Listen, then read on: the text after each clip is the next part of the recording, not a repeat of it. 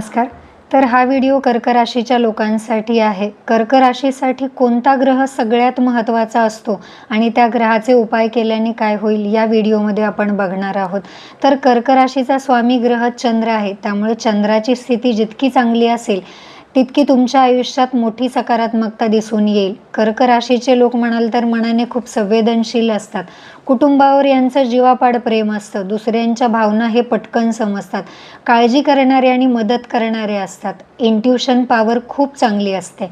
लहान लहान गोष्टी मनाला लावून घेतात इतकंच. यांचा मूड पटकन बदलतो. भावनिक निर्णय घेण्याची यांना खूप सवय असते. घर, आई आणि कुटुंबाशी यांचा विशेष जिव्हाळा असतो. कर्क राशीच्या व्यक्तींचं संपूर्ण आयुष्यच चंद्राच्या स्थितीवर खूप अवलंबून असतं. यांच्या कुंडलीमध्ये जर चंद्र चांगला असेल तर विचार करा, चंद्र म्हणजे मन आहे, चंद्र म्हणजे आई आहे. मन चांगलं असेल तर निर्णय चांगले होतात आणि निर्णय चांगले असतील तर आयुष्य चांगलं होतं. चंद्र मजबूत झाल्याने कोणत्या गोष्टी होतात तर मन शांत राहतं, तुमचा आत्मविश्वास वाढतो, भीती कमी होते, नकारात्मक विचार कमी होतात, झोप चांगली लागते, कुटुंबातील संबंध सुधारतात, आर्थिक निर्णय योग्य होतात, लोकांशी संवाद चांगला होतो, तुमच्या चेहऱ्यावर तेज दिसू लागतं आणि मानसिक स्थिरता वाढते. अनेक वेळा असं होतं की लोक पैसा, नोकरी किंवा व्यवसायासाठी उपाय शोधत असतात, पण मूळ समस्या ही मानसिक असते. चंद्र मजबूत झाला की अर्ध्या समस्या तर आपोआपच कमी होतात. तर या व्हिडिओमध्ये आपण चंद्र मजबूत करण्याचे सोपे प्रभावी असे 10 उपाय बघणार आहोत. सगळ्यात महत्त्वाचा आणि पहिला उपाय, एक गोष्ट जी कोणाच्याच लक्षात येत नाही, जेव्हा कुंडलीमध्ये चंद्र खराब असतो तेव्हा तुमचे आईसोबत संबंध बिघडतात किंवा आईशी मतभेद होतात.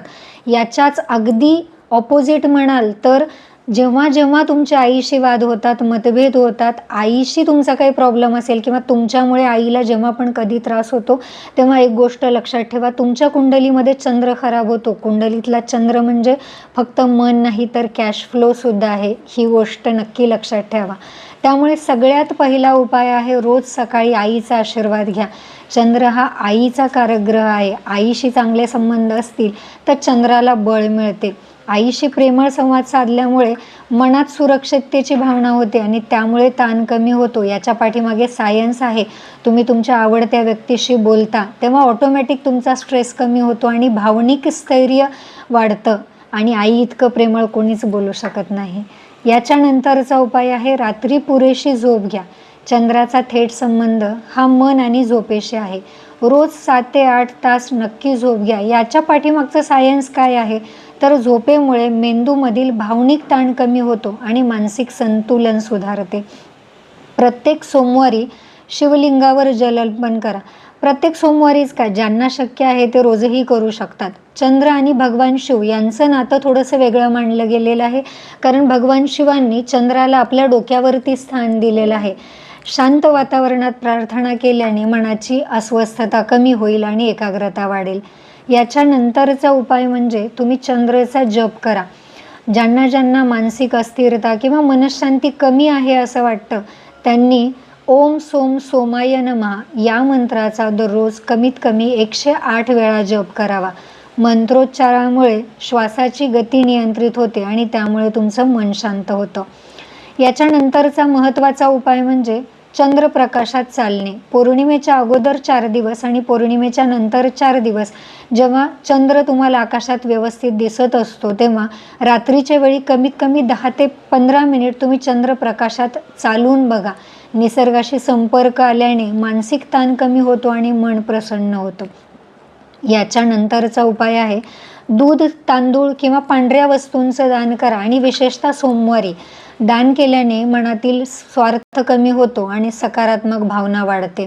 पाण्याचे योग्य प्रमाणात सेवन करा. दिवसभरच्या कामाच्या ताणामुळे किंवा बिझी शेड्यूलमुळे आपण या गोष्टीकडे फार दुर्लक्ष करतो, पण चंद्राचा संबंध जलतत्वाशी आहे. शरीरातील पाण्याचं संतुलन चांगलं असेल तर मेंदूचं कार्य अधिक प्रभावी होतं आणि याच्या पाठीमागे सायन्स आहे आणि मेंदू व्यवस्थित काम करतो तेव्हा ऑटोमॅटिक मूड स्विंग्स कमी होतात, म्हणजे तुमचा मूड सतत चेंज होत नाही.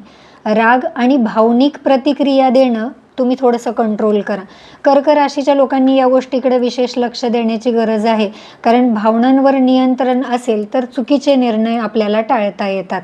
याच्यानंतरचा उपाय म्हणजे तुम्ही चांदी वापरायची आहे. चांदी तुम्ही गळ्यात घालू शकता किंवा हातामध्ये बोटामध्ये चांदीची अंगठी वापरू शकता किंवा ज्यांना शक्य आहे ते जेवणामध्ये चांदीचा ग्लास, चांदीची वाटी, चांदीचा चमचा या गोष्टी वापरू शकतात.